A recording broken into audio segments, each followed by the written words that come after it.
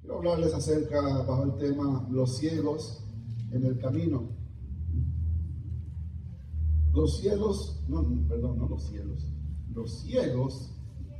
en el camino. Lucas 24, empezando desde el versículo 13, y nos ponemos de pie para leerlo juntos.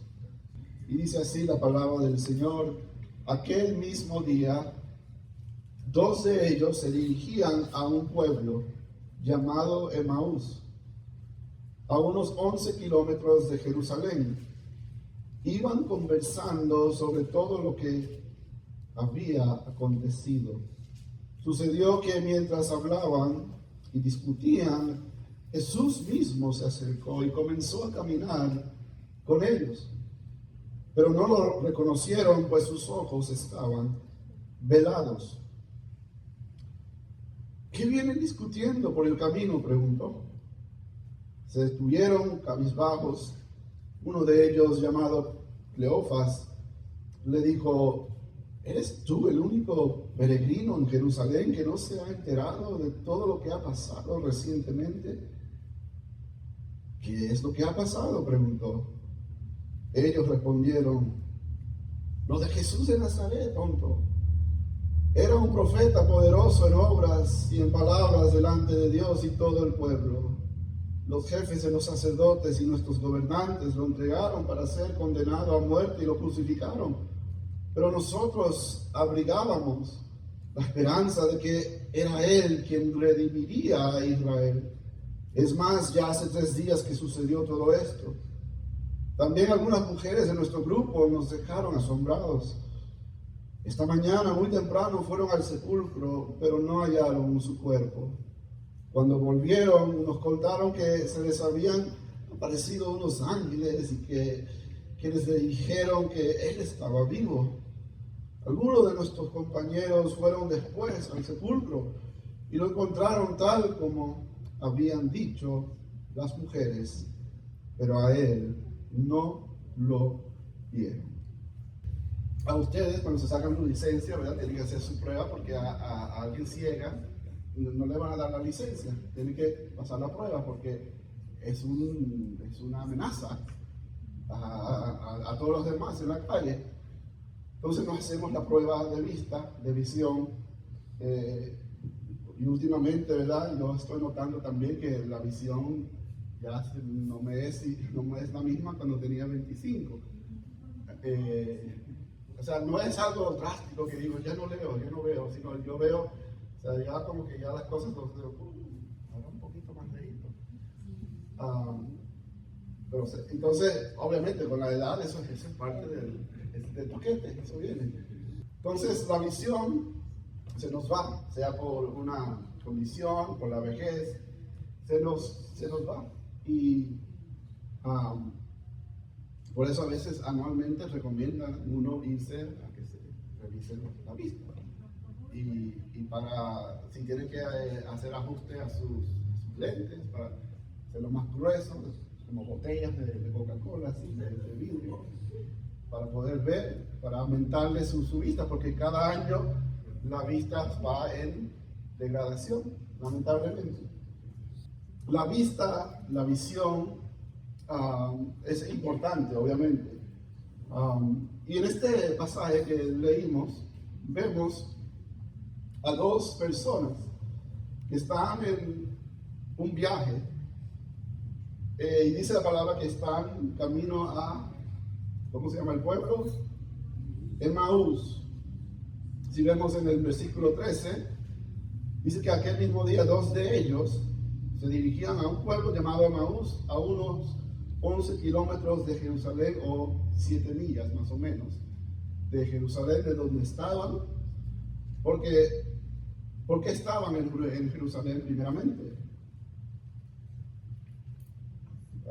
Para aquellos, ¿verdad?, que saben un poquito más de Biblia, saben que estaban ahí para celebrar la Pascua, para celebrar la fiesta, ¿verdad?, lo que celebramos, ¿se acuerdan?, hace 2 jueves atrás, el jueves que celebramos la Pascua, la fiesta judía, que se hace cada año. Los israelitas hacen en memoria de lo que el Señor hizo para librarlos, para salvarlos de Egipto. ¿Se acuerdan? ¿Verdad? ¿Se acuerdan? Entonces, por esa razón estaban en Jerusalén. Si se acuerdan, hace 2 domingos hablábamos del Domingo de Ramos, que en Jerusalén había más de lo normal de personas por esta razón, porque es un requisito de todos los judíos ir a Jerusalén a celebrar esta fiesta. Entonces, obviamente, no lo sabían, Jesús iba a morir esa misma semana, en ese tiempo de esa fiesta de Pascua. Y dice que ellos están de regreso a su casa, vienen de Emaús, un camino de 7 millas, caminando. Si usted lo pone ahí en Google Maps, te puede decir en cuánto tiempo te duraría caminar. Son más o menos, dependiendo de tu salud, obviamente, de tu condición, al menos son 2 horas de camino. Entonces este es un viaje de 2 horas. Y van conversando, dice, sobre todo lo que había acontecido. Y sucedió que mientras hablaban y discutían, Jesús mismo se acercó y comenzó a caminar con ellos. ¿Cuántos en la vida normal, verdad? Usted está hablando con alguien o un grupo de personas de amistad, están hablando, quizás en un restaurante, en una cafetería, o haciendo lo que sea, en Walmart, y están hablando de un tema. Oh, sí, de verdad, sí, y de repente se le llega a alguien y decir, oh, sí, yo sé que no sé qué, ¿no? Y uno se queda, ¿y entremetido? Yo no sé ustedes, esa sería mi reacción. De que si yo estoy hablando con mi esposa de que, sí, va, que en Venezuela, ¿sabes cómo está la cosa? No sé qué, que cuando no sé qué, cualquier tema. Y que de repente alguien que usted no conoce y le venga a decir, no, pero tú sabes que en Venezuela no sé qué. ¿Ya alguien te preguntó algo a ti? ¿Quién te invitó a esta conversación? ¿Verdad? Yo no sé si Dios obra en mí, mi carácter más como el tuyo.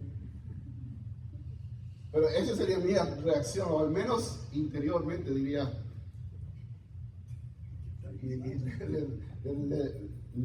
Le daría la mirada a mi esposa como, ¿de dónde salió?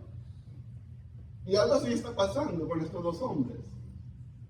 De repente a alguien se le acerca por detrás, porque imagínate, están caminando y no están hablando de cualquier porquería tampoco, porque están hablando de algo que ya vamos a ver de qué estaban hablando. Y se le acerca a esta persona que ellos no conocen, obviamente, y se entremete y dice, no, sí, ¿qué pasó? Y ¿qué dice? El 16 dice, pero no lo reconocieron, pues sus ojos estaban vendados, o velados. No vendados, no salieron de cirugía. Estaban velados espiritualmente, no podían reconocer quién era la persona que se les acercó. Entonces, ¿qué le dice Jesús a ellos? En el 17 le dice, ¿qué vieron? ¿O qué vienen discutiendo por el camino? Preguntó. O sea, Jesús ni siquiera sabe, se hace pasar que no sabe de qué está hablando. Y dice, ¿de qué hablan? ¿Verdad? Como un extraño, ¿verdad? Se acerca a su mesa en un restaurante y, oh, ¿de qué están hablando? Yo te invito a ti. Y así es Jesús, y le dice, bien, ¿de qué están hablando? Entonces dice que Cleofas y el otro, al menos a Cleofas se le dice quién es, le da su nombre, al otro se mantiene anónimo, no nos dice quién era, pero se nos dice que eran 2, uno se llamaba Cleofas, el otro quién sabe. Pero es interesante que Jesús se le acerca a estas 2 personas, y no son 2 personas dentro del círculo de Jesús, como uno diría, uno de los 12. Uno de los 12 discípulos, ¿verdad? No era Mateo, no era Pedro, no era Juan, no era Tomás, sino, si no sabían, Jesús tenía más de 12 discípulos. Solo que los 12 eran en su jerarquía, habían los 12 más cercanos, pero además de 12 había más de 12. Al menos habían 70, porque en otra parte del Evangelio nos cuenta que Jesús lo mandó de 2 en 2, ¿verdad? A predicar. Y que eran alrededor de 70. Además de los 12, sabemos que estaban mujeres, como María Magdalena, que era discípulo de Cristo, pero no es considerada uno de las 12, de las más cercanas. Pero sabemos que estos eran unos discípulos. Sabemos uno de los nombres, pero lo interesante es que Jesús, este es el mismo día que Él sale de la tumba. Y Él decide aparecerse a 2 personas cualquiera. Ni siquiera a los más importantes de su grupo se le presenta.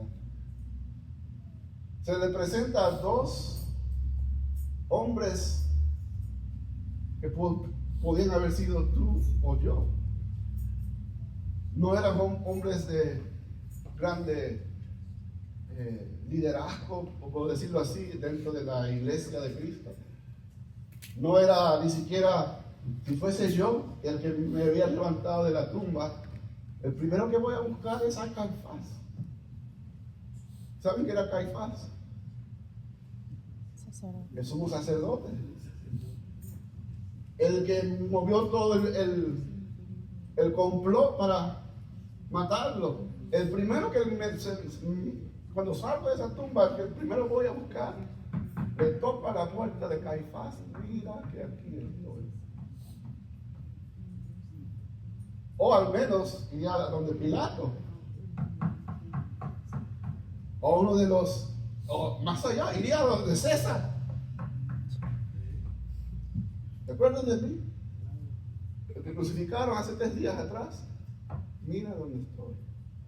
Mírame, mira, ¿qué me tienes que decir ahora? Uno, en mi naturaleza, no sé si soy yo que necesito dar mi carácter más como el tuyo, Señor. Pero yo iría o al soldado romano que me clavó en el costado. Le diría, hey, ¿qué pasó? Como un boxeador, ¿verdad? Que me diste tu mejor puño. Pensaste que me noqueaste, pero me paré y ahora, hey, aquí estoy. No sé, así pienso yo. Quizás usted no ore por mí. Pero no, Jesús no va a confrontar a sus enemigos, no va a confrontar a Caifás, no va a confrontar a Judas, aunque Judas no podía hablar ya para ese entonces, ya se había... No confrontó a Barrabás, no confrontó a los que gritaron crucifíquenlo, no fue primero con sus más grandes enemigos, y ni siquiera fue a hablarles a sus más cercanos, de poder, de autoridad, de liderazgo dentro de su círculo, sino que se le presentó a 2 hombres que ni siquiera uno sabemos su nombre, y el otro, casi nadie se acuerda de él. Yo creo que eso nos enseña que Jesús no tiene acepción de personas. Jesús no busca al más grande, sino Él se le puede aparecer a cualquiera. Y lo hace con estos 2 hombres. ¿Y qué es lo que le dice Cleofás? Cuando Jesús le pregunta, ¿de qué le está hablando?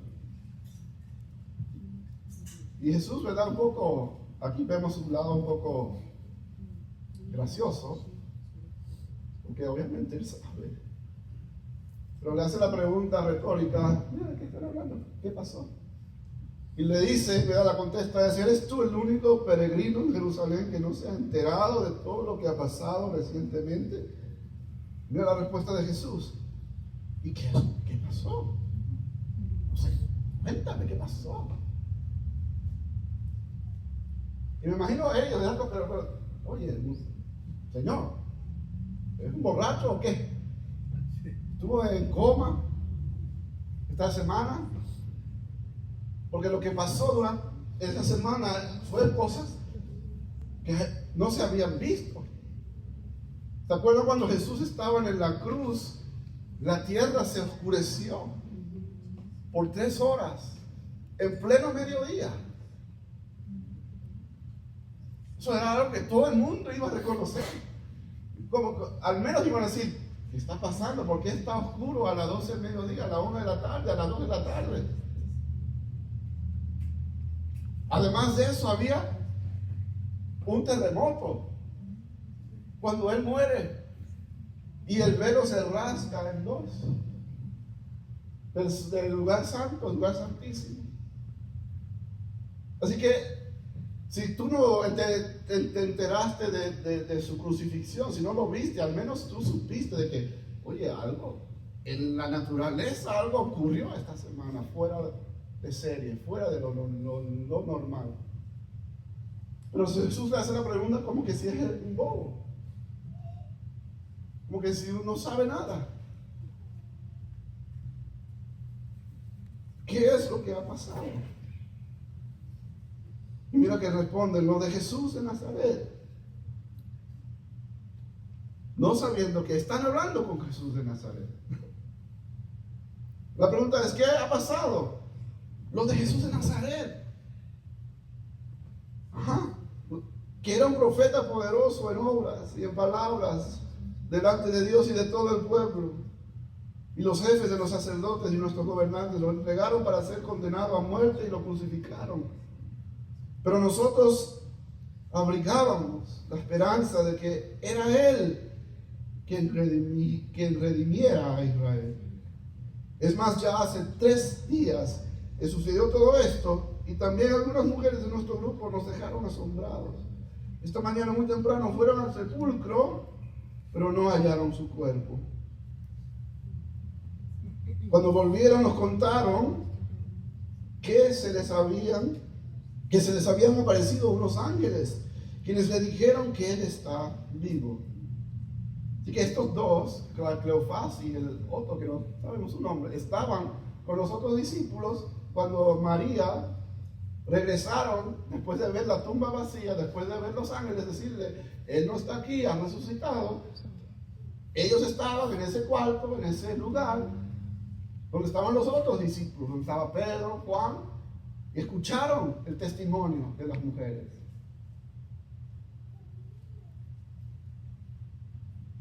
Pero no hallaron su cuerpo. Cuando volvieron nos contaron que se les habían aparecido unos ángeles quienes les dijeron que Él está vivo. Algunos de nosotros, de nuestros compañeros, fueron después al sepulcro y lo encontraron tal como habían dicho las mujeres. ¿Quién eran algunos de nosotros que regresaron a ver?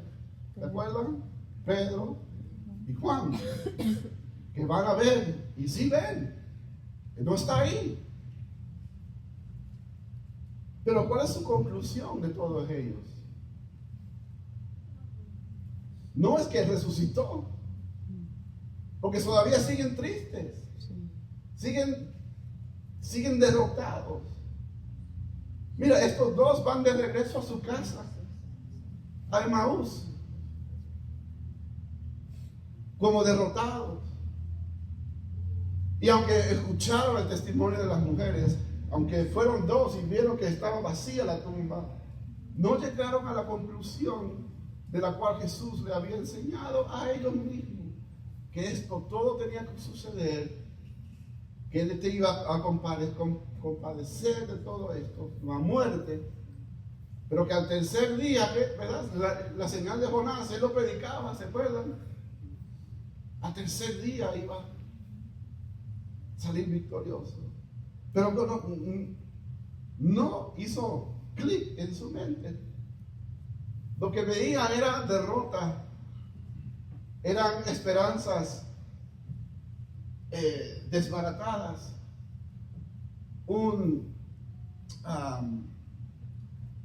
Tenía la ilusión de que este Mesías, el Mesías, el Hijo de Dios, viene a salvar, viene a liberar.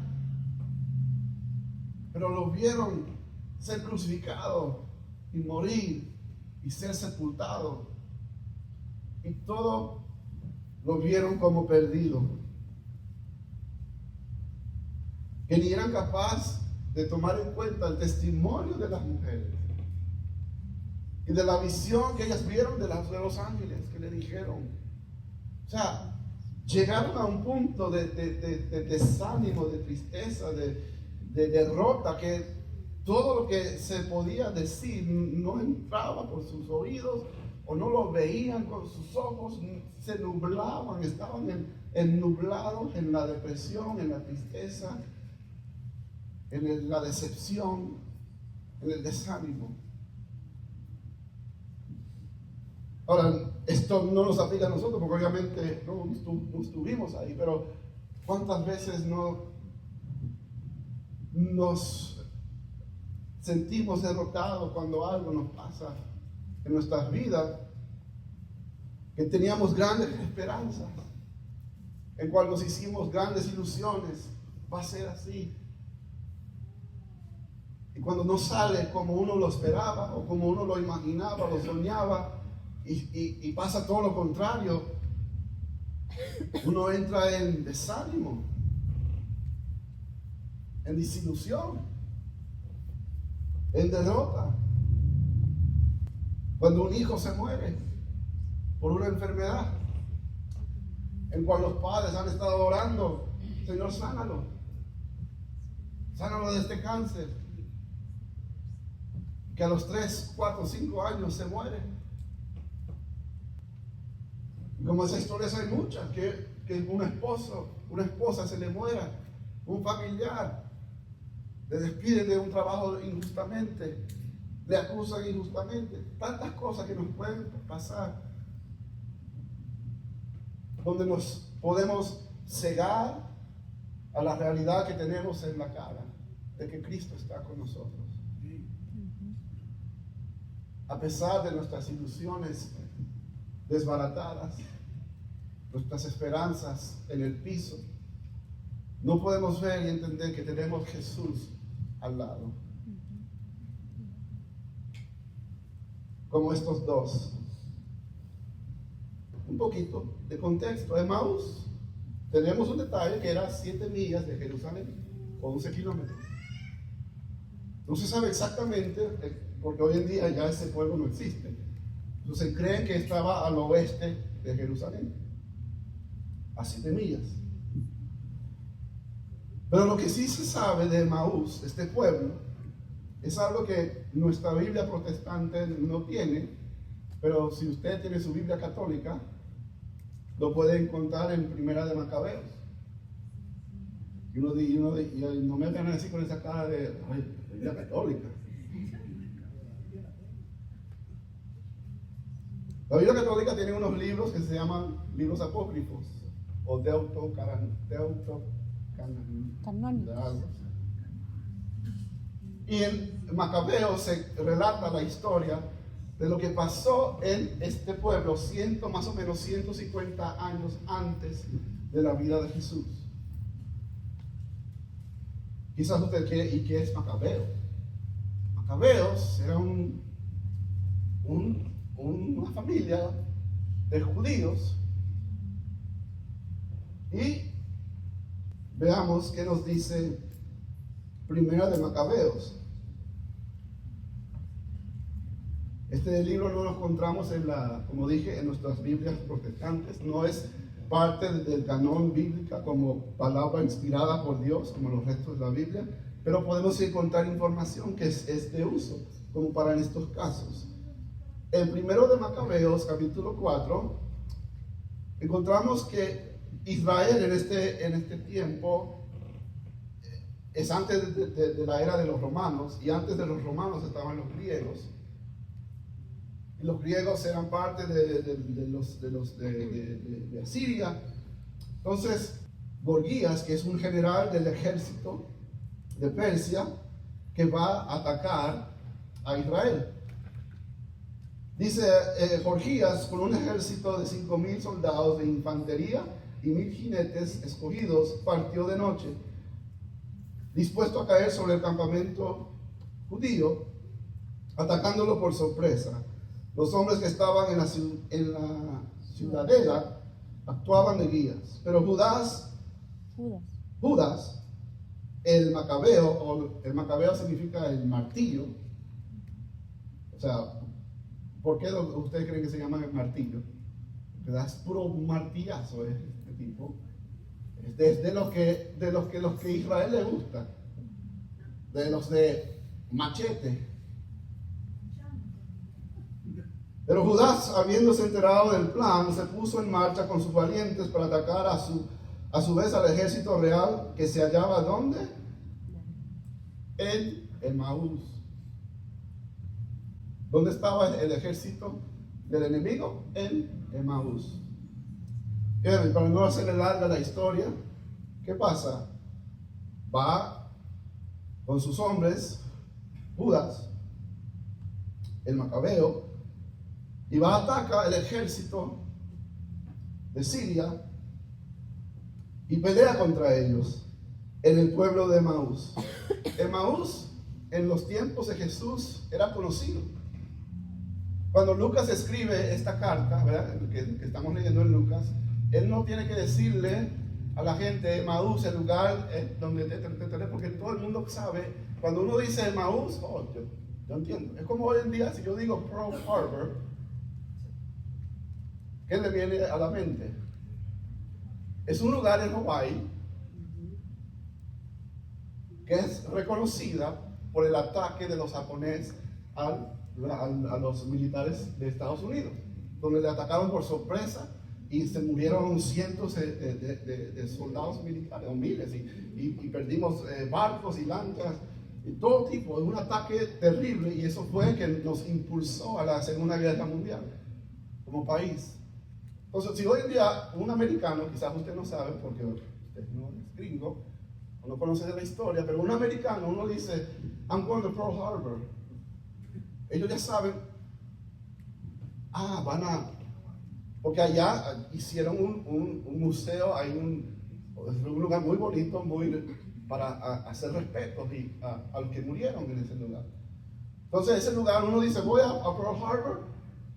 Y un gringo no tiene que decir, ese es el lugar donde se peleó y los japoneses contra los estadounidenses. Todos saben el contexto, no tengo que explicarlo.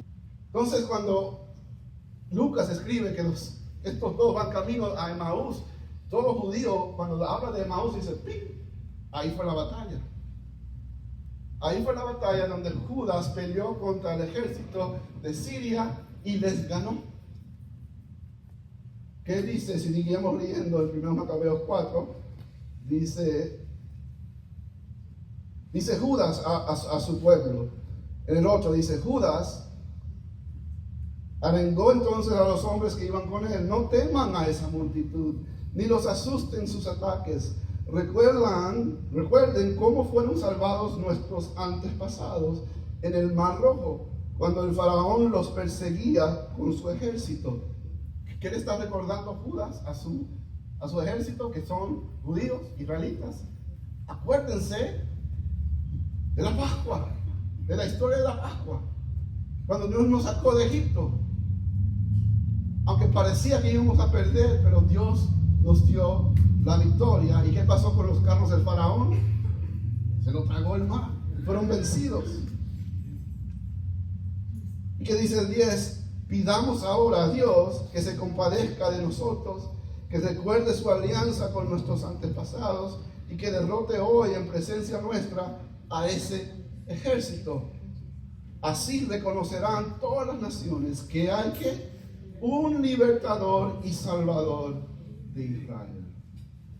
¿Cómo salvó Dios a Israel la primera vez bajo la opresión del faraón?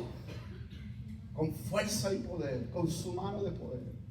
¿Cómo salvó Dios a su pueblo aquí con Judas 150 años antes de llegar Jesús en la batalla en Emaús?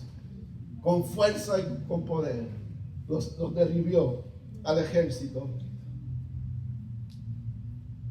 Entonces, si regresamos a nuestro texto, a nuestra Biblia, y no se asusten que leímos un libro apócrifo, pero nos da detalles que son esenciales para entender la Biblia. Perdón que convertí este sermón en un clase histórico, pero vale la pena.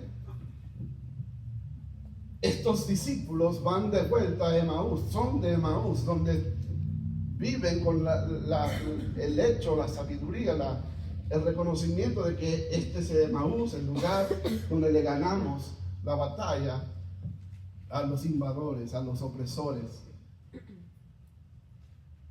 Este es el lugar donde Dios nos salvó, nos liberó. Entonces, cuando ven a Jesús muerto y crucificado, sabiendo la historia que ellos tienen de un Mesías, un Dios que liberta, que libra, que redime a través de fuete y martillazo, y ven a este Jesús no abrir su boca. ¿Se acuerdan? En sus últimas horas, cuando fue presentado, dice la palabra que no abrió su boca, no reclamó nada. Cuando Pilato le preguntaban, ¿y quién eres tú? Pocas palabras. No levantó una mano, no levantó ninguna agresión, sino que se dejó llevar. Él entregó su vida. Cuando Dios no obra de acuerdo a lo que nosotros pensábamos, cuando Dios no va según nuestro guión, ¿verdad? Hacemos un guión de nuestra vida. Y cuando el guión no llegó al cielo nuestro, y Dios tiene otro guión que es totalmente distinto a nuestro guión, ¿saben qué es un guión? ¿Verdad? Lo que usan los actores para los dramas. Cuando Dios no, esta línea, Dios, ¿cómo que tú me estás diciendo no?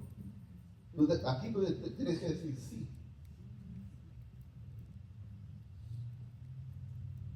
No, entonces eso es lo que está pasando con estos dos.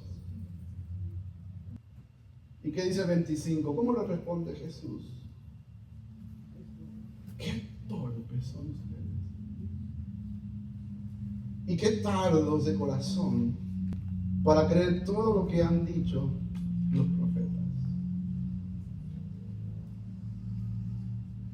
A veces tenemos un Jesús en mente que es todo cariñoso y afectuoso, y lo es. Él es lleno de amor, lleno de compasión. Pero si se acuerdan, como hemos estado leyendo en Efesios, Pablo nos dice que hablar la verdad en amor. No se puede ser ni el uno sin el otro. No se puede ser todo amor y decirle, ay, Jesús no le dijo, ay, pobrecitos. No, le dice la verdad, qué tontos son. Porque las escrituras, te dice Jesús después, ¿acaso no tenía que sufrir el Cristo estas cosas antes de entrar en su gloria? ¿Y qué dice 27? Entonces, comenzando por Moisés y por todos los profetas, les explicó lo que se refería a él en todas las escrituras. Empezando desde Moisés, cuando él dice Moisés, está hablando de la Torá empieza en Génesis. Y desde Génesis le empieza a decir, yo estaba aquí, desde Génesis 1. Fui yo el que creyó el universo y todo lo que hay. Fui yo el que caminaba con Adán y Eva en las tardes en el huerto y nos deleitábamos uno con el otro. Fui yo que cuando Abraham fue a matar a su hijo, el Señor le dice a Abraham a través de un ángel, no lo hagas, porque hay un cordero que va a tomar su lugar. Era Jesús. En la historia de José, en Génesis, cuando todo le salía mal, entre comillas, de Guatemala a Guatepeor, de esclavo a la cárcel, injustamente, pero Dios usó cada fracaso de José para llevarlo a un nivel que jamás podía haber llegado si no hubiese pasado por lo que pasó. Si no hubiese pasado por la desgracia de ser vendido por sus hermanos. ¿Acaso no fue Jesús vendido por uno que le llamaba hermano? ¿Acaso no eran sus amigos más cercanos que aquel día, cuando estaba colgando en esa cruz, agonizando, brillaban por su ausencia? ¿Acaso no eran los más cercanos de Jesús? El más cercano al que le dijo: tú te llamarás Pedro, como la roca firme. Y cuando la hora mera llegó, yo no lo conozco. Más pollo, más gallina que el gallo que él cantaba. No lo conozco. Sí, tú hablas como él. No, yo no. Sí, tú eres. Que yo no lo soy, maldito sea ese hombre. Dice, que lo maldice. Y se va, huyendo. Todos se esparcieron. Entonces en la historia de José vemos a Jesús. José es una figura que señala a aquel que iba a ser vendido y traicionado, aquel que iba a ser encarcelado injustamente, aquel que iba a ser castigado, atormentado injustamente,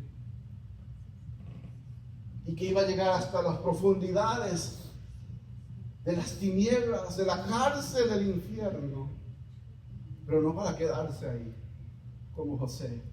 No, como José salió de ahí, y como José fue exaltado hasta la mano derecha de Faraón, es Jesús exaltado a la mano derecha de Dios mismo. Y no solamente en José, vemos en Moisés a Jesús. Vemos a Jesús en la nube de día y en la columna de fuego de noche, guiándolos, que va delante al frente como un buen pastor. Lo vemos en los Salmos, que Él es el buen pastor que da su vida. Vemos a Jesús en cada libro de la Biblia. Y eso es lo que Él les enseñaba a estos dos discípulos tontos, que solo querían un Jesús como hacemos, ¿verdad? Este versículo me gusta. El versículo de que Jehová es mi guerrero, ese me gusta. El versículo de Sansón, que mataba a todos los enemigos. El versículo de David, que mataba a los Goliat, ese me gusta. Pero los versículos que hablaba de el siervo sufriente de Isaías, ¿se acuerdan? O en el Salmo 22, el siervo, el hombre que le dice: Señor, ¿por qué me has abandonado?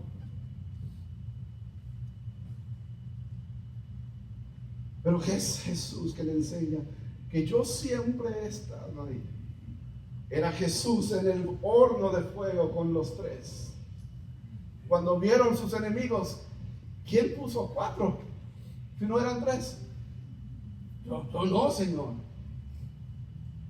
Pero el cuarto era Jesús mismo con ellos, en el horno de fuego.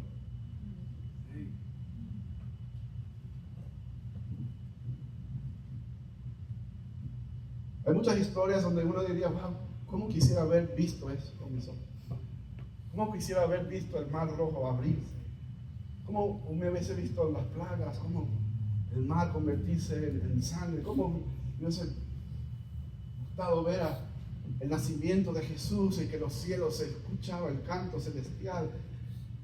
Tantas historias que uno diría: wow, Señor, si yo podía haber estado ahí.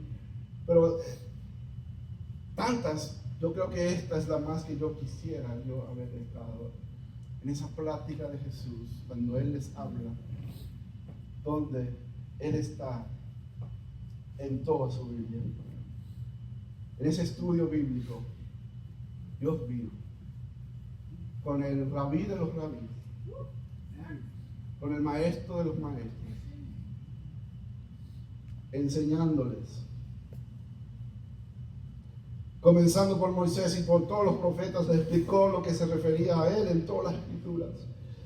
Al acercarse al pueblo a donde se dirigían, Jesús hizo como que iba más lejos. Otra vez es Jesús gracioso, ¿verdad? Llegaron a Emaús y Jesús le dice: nos vemos, muchachos.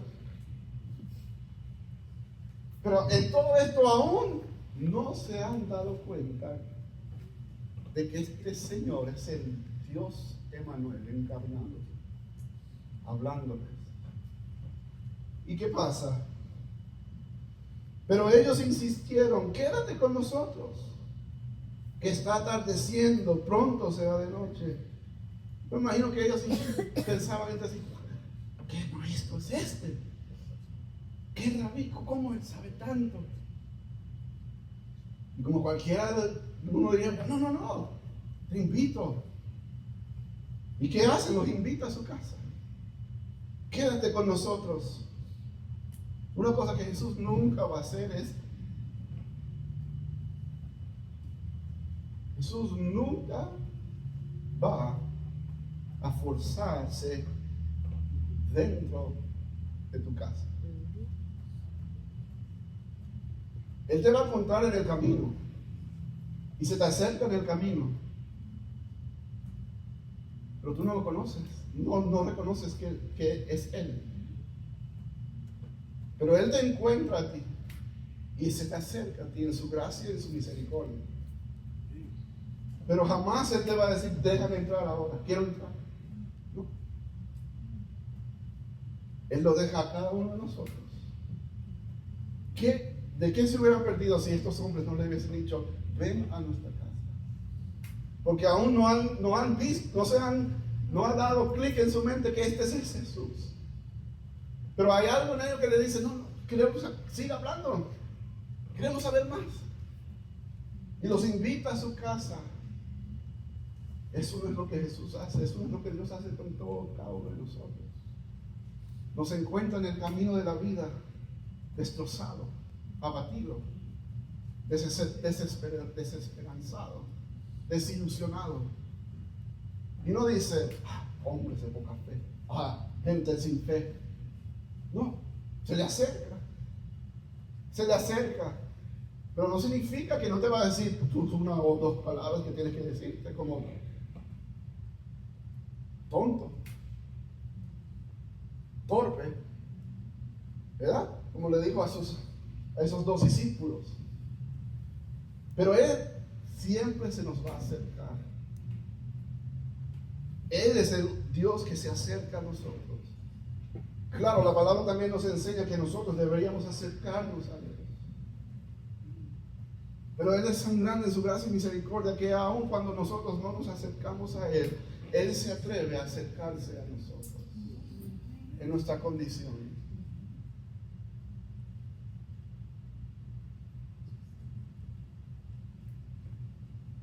Pero si ellos no lo hubiesen dejado entrar a su casa, se pierden del encuentro y de la revelación de quién era ese hombre. Muchas personas son bendecidas por Dios.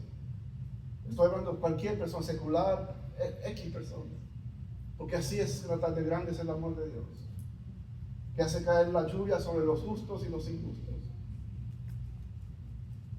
Pero lo que pasa con muchos es que no dan el siguiente paso esencial de decir: ¿por qué no vienes a mi casa? Entra, porque hay mucho más que Él nos quiere dar, que en el camino no es el lugar para darnos. Solo nos espera que nosotros le demos la invitación a aquel que reina sobre los cielos. Y que dice: quédate con nosotros, que está atardeciendo, pronto será de noche. Así que entró para quedarse con ellos. Luego, estando con ellos en la mesa, tomó el pan y lo bendijo. Mira este detalle, quizás no lo vemos. Usted, cuando invita a alguien a su casa, normalmente, usted como el anfitrión,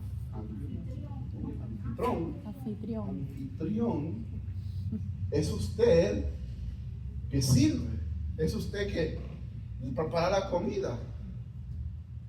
Sería raro que nuestro hermano Fernando y Galicia me invite a su casa.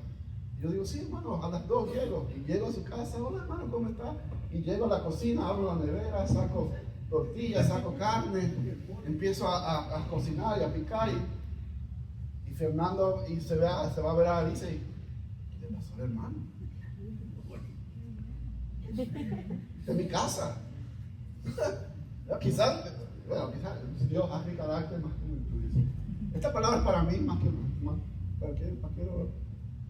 para cualquier otra persona. Si yo invito a mi casa y al hermano Bertín, ¿verdad? Hermano Bertín, le invito, vamos a comer. Ok, hermano, llega con la sal. Llega Bertín y empieza a abrir la nevera y empieza a abrir atrás al grill. Y empieza él y yo.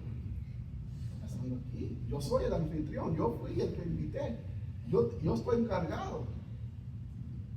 Pero a veces eso hacemos con Jesús. Lo invitamos a nuestra casa, pero nosotros seguimos encargados. No dejamos que Él se encargue de hacer las cosas. Jesús no simplemente quiere pasar un rato en tu casa. Él quiere controlar esa casa.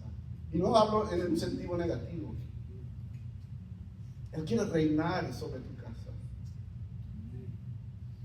Él quiere que cuando uno lo invita, Él llega, abre la nevera, saca la Coca-Cola, saca las tortillas, la horchata, no toma Coca-Cola, la horchata. Saca la horchata, tortillas de pescado, empieza a comer. Mira, Víctor quiere... Bueno, es mi casa, pero si quiere. Porque Él es el dueño de esa casa. Yo me niego a mí mismo, porque ahora hay un rey nuevo. Yo hago lo que Él se dé la santa gana de hacer con mi casa. Pero ¿cuántos de nosotros le invitamos al Señor, a Jesús, a nuestra casa? Yo lo dejé entrar, ok, chévere, un buen inicio, pero tú sigues haciendo lo que tú quieres en esa casa. Tú sigues haciendo lo que se te antoja en el menú. Tú eres el chef. Lo que se va a servir de comer, yo lo decidí. Jesús tiene que comer lo que yo le pongo en la mesa.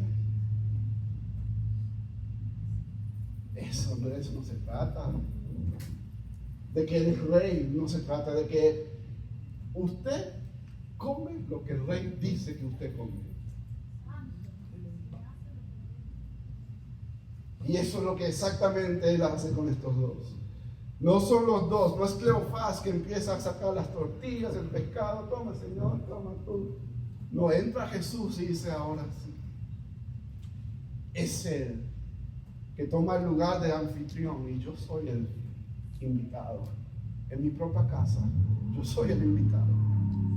Porque, ¿qué dice la palabra? Todo es de Él y para Él. O lo creemos o no lo creemos, hermano. O es todo o es todo.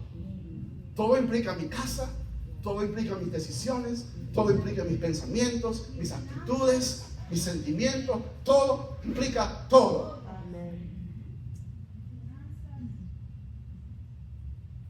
No, sino que ahí no me gusta, no. Todo es todo. Cuando Jesús de verdad entra a una casa y Él reina en una casa, se hace lo que Él diga que se hace. ¿Y qué pasó? Cuando Jesús se toma el cargo de esa casa y Él empieza a sacar las tortillas, estos dos ponen a un lado su ego. Repito, ellos aún no conocen que ese es Jesús. Pero hay algo que les inquieta y dice, vamos a dejar que Él haga. Y dejan que Jesús toma el pan,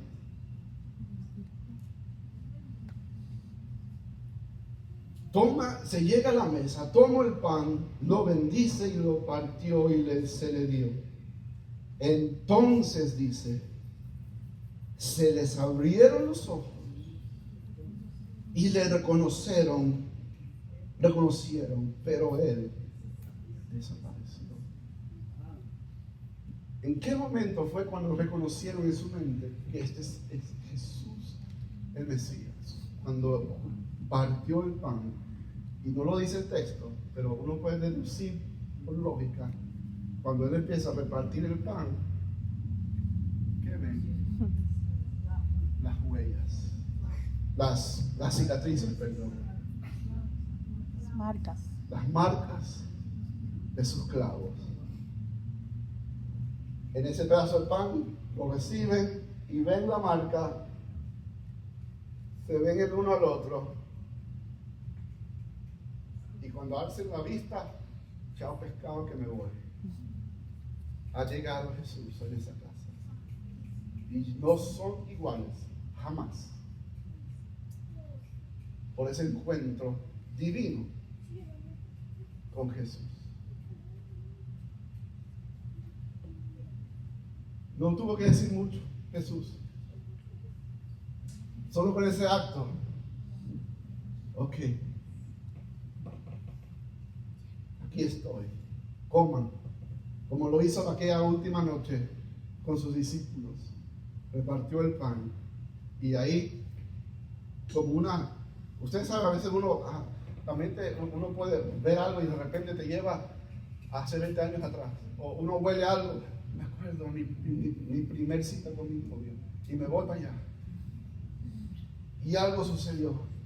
Vieron esas marcas y reconocieron que este es Jesús.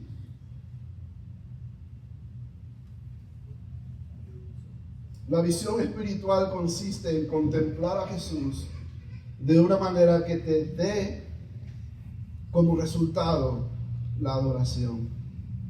Entonces, la ceguera espiritual es la incapacidad de ver a Jesús, lo que resulta en una falta de adoración. Porque no lo podemos ver. Porque no lo podemos ver, no lo adoramos. Y mira lo que les pasó a los dos. La historia termina ahí en el 32. ¿Qué pasa? Se decían el uno al otro, no ardía nuestro corazón mientras conversaba con nosotros en el camino y nos explicaba las Escrituras. Algo estaba pasando en esa trayectoria, cuando en esa plática el Espíritu Santo de Dios mismo le estaba conmoviendo su interior, haciendo la obra que solo Dios puede hacer. Pero aún no habían llegado hasta que vieron ese momento de compartir el pan. Al instante se pusieron en camino y regresaron, ¿qué? A Jerusalén. O sea, no es, ¿dónde está Jerusalén? No, cruzar la calle. Otras 7 millas más. ¿Qué tiempo del día está hablando aquí? Ya era de noche. Pero ¿qué resulta? Después de haber este encuentro con el Dios de la gloria, tienen que regresar. La esperanza revivió, el ánimo resucitó en ellos. Se iban derrotados a lo que ellos conocían, Emaús. Pero el Señor, después de su encuentro, les hace regresar a Jerusalén, porque ellos tienen que decir y contarles a los demás. Eso es lo que hace el poder de Dios. Eso es lo que hace cuando podemos ver y nuestros ojos son abiertos a la realidad de quién es Jesús. Jesús siempre estuvo con ellos, aunque no lo podían reconocer. Lo tenían en sus narices y no podían verlo. ¿Cuántas veces, cuántas ocasiones en nuestra vida ha estado Jesús ahí? Nosotros no hemos tenido la capacidad de ver, porque somos cegados por X razón. Y Él lo que nos quiere decir es: yo estoy contigo. No es lo que tú esperabas, yo lo sé. Tú no esperabas este tipo de Mesías, yo lo sé. Tú esperabas otra realidad. Pero la realidad de mi reino es otra realidad. Mis pensamientos no son tus pensamientos. Pero Él siempre estuvo allí. Y Él nos dice hoy, Él siempre está con nosotros. Termino con Romanos 15, versículo 4. Romanos 15, 4. De hecho, todo lo que se escribió en el pasado, se escribió para enseñarnos, a fin de que, alentados por las Escrituras, perseveremos en mantener ¿qué? Nuestra esperanza. Todo lo que se escribió en el pasado se escribió para enseñarnos, a fin de que, alentados por la ¿qué? Por las Escrituras, perseveremos. ¿Qué es lo que nos alienta? Es su palabra. No es lo que me puede suceder en la vida. No son las circunstancias. Es la Escritura que nos alienta para preservar y mantener nuestra esperanza. Pongámonos de pie.